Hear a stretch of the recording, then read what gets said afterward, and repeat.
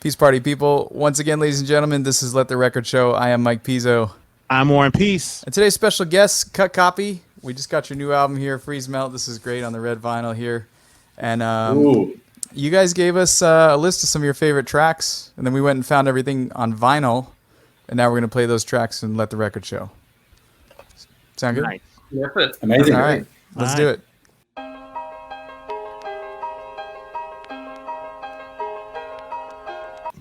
All right, Dan, first up on the list is one of your picks, which comes from this album here, DJ Shadow. We got the blue vinyl here. I'll show you that. And your track here is Building Steam with a Grain of Salt. Let's get this started. So yeah, man, this is a classic album, and this is my life in the 90s 100%. I mean, Yep. Tell us about it for you. Yeah, I mean, I guess when I first heard this record, I was doing a radio show, like a student radio show with a friend of mine, and we were playing like, I guess, a lot of UK sort of electronic music and I guess sort of hip hop influence, sample based stuff, that kind of thing. Hadn't heard of DJ Shadow, but the guy I was doing the radio show with, dropped one of his tracks, and immediately I was just like, what the hell is this? This is crazy. I think kind of took all the things I loved about hip hop and I guess the music that I was into and sort of packaged it into this weird sort of beautiful collage of samples and stuff. Yeah. And I guess for me at that time, I was sort of getting slightly interested in doing production and sort of maybe somehow delving into electronic music a bit more beyond my radio show. And this was sort of like, man, this is sort of my entry point. Maybe sampling is a way that I can kind of make music of my own. And so that kind of got me started thinking about like, buying a sampler and, grabbing some of my records and making something. Yeah, and it's such a crazy, influential album. I mean, this apparently, like, the song Influx actually helped coin the term trip hop, which like spawned a whole genre of artists. You know what I mean? But I guess some reviewer was reviewing it and described it as trip hop, and then, and I know that term is kind of maligned, like people don't love the term to describe it, but I mean, it's just such a crazy, influential record. I'm curious, anyone else in the band? Was this big for anyone else in the band? I mean, it was, it was big around the musical world, I guess. Probably not as definitely not as personal for me as it is for Dan, though. I think, I've heard him speak about this album more than once, and it's a classic, obviously. Yeah. Mitchell. This is pretty ever present. It's kind of unprecedented. I remember being younger, this just sounding like nothing else, and especially I remember listening to this on a stereo and just like being blown away at how the actual sounds of it, how well it was recorded and produced and put together. It just sounded incredible. It just made you want to turn it up loud, and it made your speakers sound amazing. Yeah. All right. Well, there it is. DJ Shadow, Building Steam with a Grain of Salt.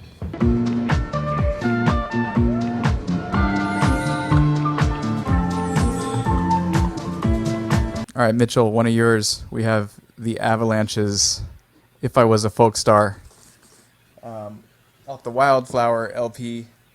And, this is from our great mates, the Avalanches. Yeah.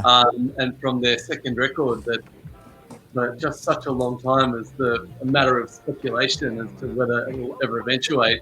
Yeah. All the talk was like, what if only, can you imagine if, and also knowing the inner workings and machinations of those guys and the music. It's just, we've just been sort of fans and friends forever, hoping they would get this second record together. Then they actually did, and it was incredible, like beautiful, and they toured it in the world. Somehow hadn't forgotten about them and was just so receptive to new music from them after this momentous gap. Yeah. And it's an amazing record, but particularly this song, it's just pure beauty. It's just sort of, it's something that they do really well. They have something really blissful and lifting and, sad, and The vocals on this one are really sweet. I guess they do a lot of collaborations on this, and having vocalists often they have like hip hop vocals. This is Chaz from Tori and moi. Toro, yeah, and it's just perfect. I love this one. Absolutely love it. Yeah, and I mean, I know you guys were label mates for a while. I mean, and I think there was even rumors that you were gonna maybe collaborate or something. Did that ever materialize, or? I mean, never in the studio. Yeah. Okay. Yeah. We've collaborated on lots of nights out together. I gotta correct you there, Dan. There's an avalanche. There's an Avalanches clap on one of our just tunes. one clap. It's like one of them.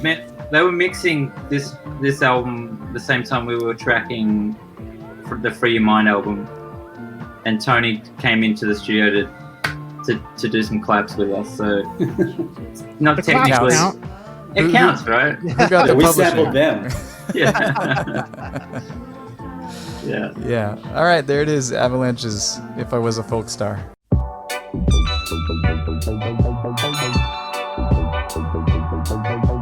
All right, Ben. One of yours. We have the Jerry Paper Baby LP, and or Baby's the track, and this is some Stones Throw lo-fi funk here. But tell us about this. I actually am very familiar with Stones Throw's catalog, but not with this album here. Yeah. Yeah, I think that's his first album on the label. He's been around for 4 or 5 years. He puts out about an album a year, this guy. And I mean this song, Like a Baby, it's just like, it's a great album, but it's like the one that's just stood out for me. And I kind of chose it because, like, I have a pretty big vinyl collection, but I think I just had like 2 or 3 records in the room where I had my record player for like the last 12 months, because me and my wife had a baby together, and I just had no time to do anything. So like, I just pick up the same records and just put them on, just like in the 2 seconds spare that I have. And this song sort of resonated with the whole family. So and it's like a baby, obviously having a baby. I mean, it's like dirty and funky and nerdy and like really music heady, and just great lyrics, great music. Anyone else in the group exposed to this, or? Not this particular song. I know often in the band room, Ben will like put some music on, and I think more than once I've asked what's this, and it's turned out to be Jerry Paper. So I've sort of heard his stuff mainly via Ben, but I like what I've heard. Yeah. And how did you? Go ahead, Mitchell. Sorry. Advice on this one, and had a listen off the back of Brandon's recommendation a couple of times, and really love the stuff. Ben, how did you come across this artist? Like, I when I saw this on the list, I had to go dig and figure out who it was. I didn't really know. A friend shared a song about 4 or 5 years ago, and it kind of reminded me of I don't know, like Ask Stevie Moore or something. It was very like home DIY kind of stuff. It just tickled my aesthetic, and but yeah, he's been playing shows around the West Coast and around the US for a while now, and gathering a decent following. Okay. All right, there it is. Jerry Paper, Baby.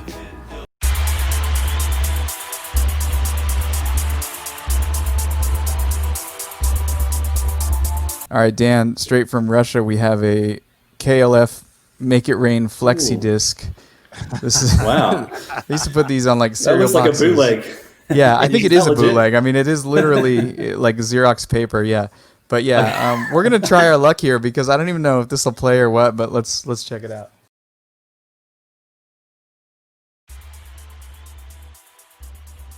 All right, so obviously we all know KLF from 3 a.m. Eternal, but what can you tell us about Make It Rain?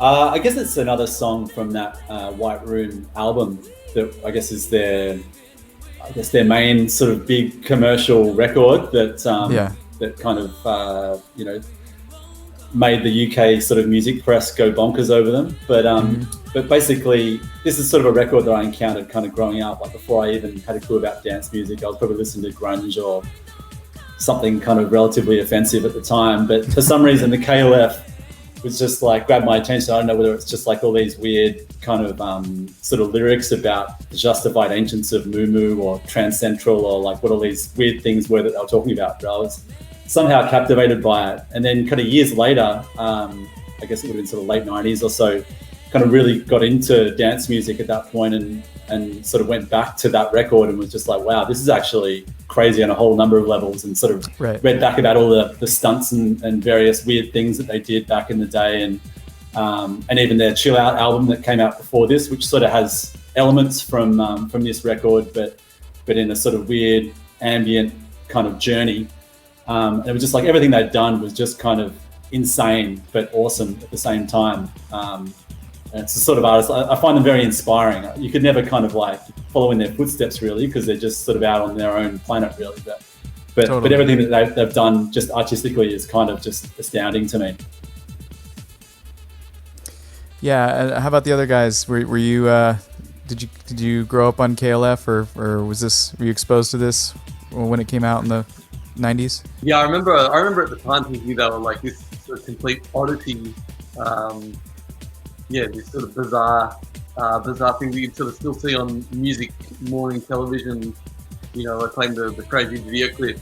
And it was only, and I didn't give them much of a thought. It was sort of this big commercial, sensation. But it wasn't until a few years later that I realised that there was so much more to it. Like this sort of conceptual art elements, and some amazing albums as well, like In White Room. But it's sort of really interesting that they worked on those two levels. I guess that was kind of the genius of it. Something that can be commercially successful, but sort of subversive and incredibly artistic is a pretty inspiring combination. Yeah, if correct me if I'm wrong, but you said that this was a huge hit in the UK, and I can only remember 3 a.m. Eternal from, I was probably 7th grade at that point, but 3 a.m. Eternal in the US was a massive smash. But Warren, do you remember if this was a smash here as well? I don't think it was a big smash, but that was when you had all those groups from the UK that barely would make a little bit of noise in the US. And I think they're around the same time as the whole industrial noise was making noise. So I think that there were a few groups that only like a select few music heads would hit the US, and people would kind of get start listening to, like a Ministry or somebody like that. Ministry's huge in UK and made a little bit of noise here, and over the history it started making more. But UK always has better taste than America. All right, there it is, the KLF Make It Rain.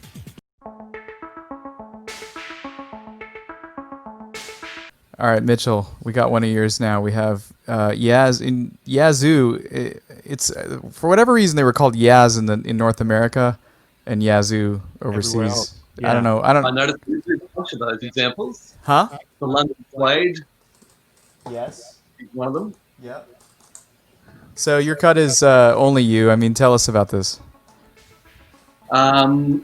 This is an amazing one. I guess this always reminds me of I don't know if you watched the British version of The Office, the Christmas specials. I guess the closing scene of that is it's fantastic, and that song is sort of playing right through. I guess it's something I've always one of those songs that I've always known from who knows when, from just growing up in that time period. But maybe I've got a strong association with it from that, and I guess that's a really positive association. It's I really love how this song sort of builds from nothing and starts with some kind of sparse and off-kilter synth and drum sounds, and then progresses and fleshes out and becomes a really lush, beautiful song. And it's also interesting. I never realized until more recently, going back and looking at the history of this band, it seems like everything they're involved in is sort of turns to gold. The dude was in Depeche Mode and You mean this? subsequently in Soft Cell. Okay. And Just wanted to make sure. the singer is Alison Moyet of, Yeah. sort of a massive solo career. So it's like they can't go wrong. We might get them to join our band.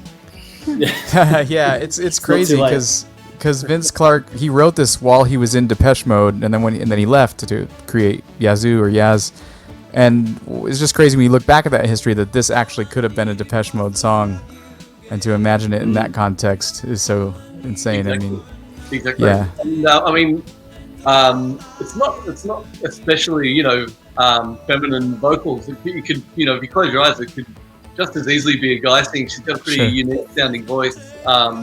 In a register that a lot of guys could recreate pretty well. So yeah, it could be Depeche Mode. Yeah. This is probably one of their second biggest hits too. Like it was a pretty big song for them. Yeah, they had what else? Situation, This, and Don't Go. Don't Go, Don't right, Go. right. Yeah. And then Oliver Heldens just sampled Don't Go. Yeah. They did like a remake. I don't know if you guys have heard that, but it's like, I think anyone in their like 20s has no idea, but I think us up there in the 30s and 40s, you hear that and you're like, that's Yaz, Yeah. Yeah. So yeah. All right. Well, there it is. Yazoo, Only You.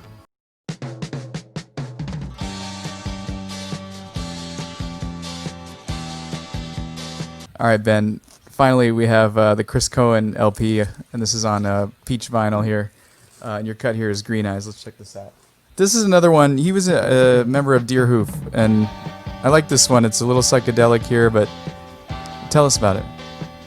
Yeah, it's a song off his latest album. I think he's got 2 or 3 solo records. Yeah, he was in Deerhoof, as you mentioned, who I knew about them a little bit. I don't think he was in them long. Again, he's just like a guy making records in his garage that just sound incredible. They're kind of they're very dull sounding almost. They're just super, it's kind of, I guess you'd say lo-fi, but they're really well produced. Right. If you the first time you put them on, they sound like the trebles turned down, but then kind of get into that as you get into his records. But yeah, it's sort of his songwriting for me is just really unique. His time signatures go off, weird, but it just flows and it's got a beautiful voice. Yeah, big fan. Yeah, it's somewhat of a retro sound too. It sounds kind of like an old record. I mean, Yeah, it sounds a little bit like a 60s garage sort of sound where, it's the mistakes are kind of, the recording mistakes are kind of the feature in a way. Yeah. Gotcha. There's What a bit about- of hiss on it. How about the other guys? Were you into this, or are you into this? I'm not really familiar with it, to be honest, but I'm liking what I'm hearing. Yeah. Yeah, I think Browning's shared this recommendation before, and I've checked it out and really dug it. Yeah, it's really cool. It wasn't something that was my jumping off point. Browning saying, check out this record. That was the way I came across it. Yeah. All right. There it is. Chris Cohen, Green Eyes.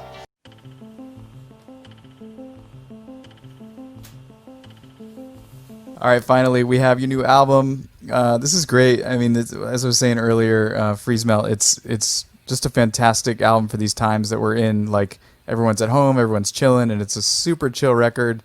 I just read, I think it was Guardian that did a piece on, how do you make dance music when no one's going to dance. So you guys this is perfectly timed, and it's a great soundtrack for the moment. I guess we'll go clockwise. And maybe tell us, what you guys were trying to accomplish here, and how you feel about the record. Anything you can tell us about Freeze Melt. I think sort of trying to strip back our sound a little bit from what we might have done in the past. Like often making a record was sort of be layering as many sounds as we possibly could, in a session, basically, almost like overload the computer with different ideas. And this was sort of a bit more of a different approach where it's like trying to find the essence of the song and sort of strip back everything to its core elements. So I guess almost like the less is more approach and kind of, I guess, making a statement by what we've taken out rather than what we're putting in with a lot of these songs. Yeah, often. But Oh, go ahead, Dan. oh no, you probably had a more interesting thing to say than what I did, so I'll defer to you. Oh, I've forgotten. No, I mean, I was just gonna amplify Dan's point, but often,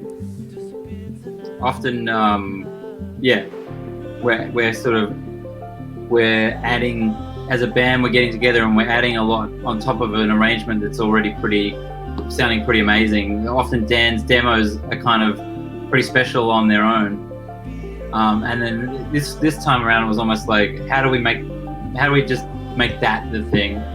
And often we were actually even like taking things out of the demo and saying, it that hi-hat doesn't need to be there until way later, or it was just about the space, I guess, more than what was in there. And that was also part of that process was, this was a pretty conscious choice right from early on. I guess starting to hear some of the demos that Dan was working on, already leaning in a pretty different direction, a more minimal direction, and also having made quite a few records together, we're getting more and more familiar with the process. And one of the ideas was like listing things away from Dan earlier on. Like don't even just stop right there. Don't even work on things anymore. And if we get things at a much earlier stage, then it's a lot easier to add whatever's going to happen later. Sometimes things just whatever idea is there just sort of seems to fit, and it's hard to replace once something's there. So it's like, how about we just get things in a much earlier, more malleable form with less added to them, and then that gives us a more blank canvas. And so that's what we did. The demos were pretty stark, and they sort of ended up with end results that are pretty stark in terms of their composition and arrangement as well. Did you guys start this album before, like way before the pandemic? Like, did you start like about the time of the pandemic? Okay, way before. Yeah, Right? a couple of years before. Oh wow. Okay. So you kind of 2018 originally writing the song ideas, and then we did recording, I guess, probably a bit over 12 months ago now. So all this was sort of done. We just kind of were getting mixes and final tweaks done. So it took a bit of a while to kind of finally come out. But yeah, all the ideas and everything was sort of in there, a while ago, and it's just sort of, I guess for us, just this sort of strange, eerie coincidence that, maybe it's touching on a feeling or some themes that have really come into focus this year with the pandemic, and just, I guess, a lot of people sort of looking at the world with a bit more objectivity. How about that? When I know for a lot of artists, when they release an album, there's always that pressure for the dance floor single. Going into this, amidst the pandemic, did you feel like that weight was kind of lifted off your shoulders, or was it kind of like, we're not even worried about having a radio ready banger? I think we'd sort of given that away already. Like once we committed to this as an idea and a direction we wanted to work in, it was like, we're not going to second guess it, or just put a big kick drum on top of these sort of mellow tracks. That would defeat the purpose. We've kind of found this direction and are excited about it because it's new for us. And I think if we sort of somehow tried to kind of like sandpaper off the edges of that idea by making it like our old stuff, I think that would sort of lose the point. Sure. Anything else you guys want to add about the record?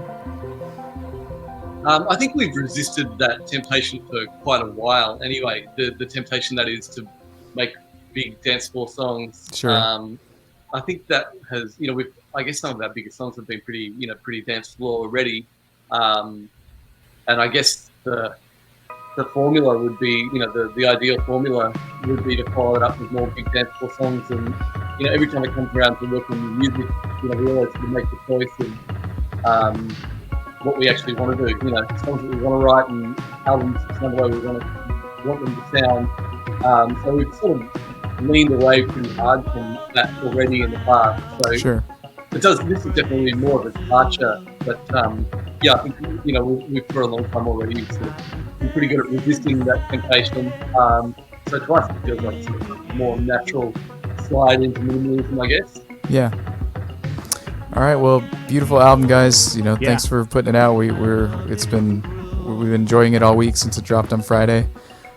We encourage everyone out to go get it. It's Cut Copy Freeze Melt. And props to you guys for staying like in your artistic lane and doing what you guys want to do. Like really major props to that. Like that's 100%. awesome. 100%. Thanks, man. Yeah. Yeah, appreciate it.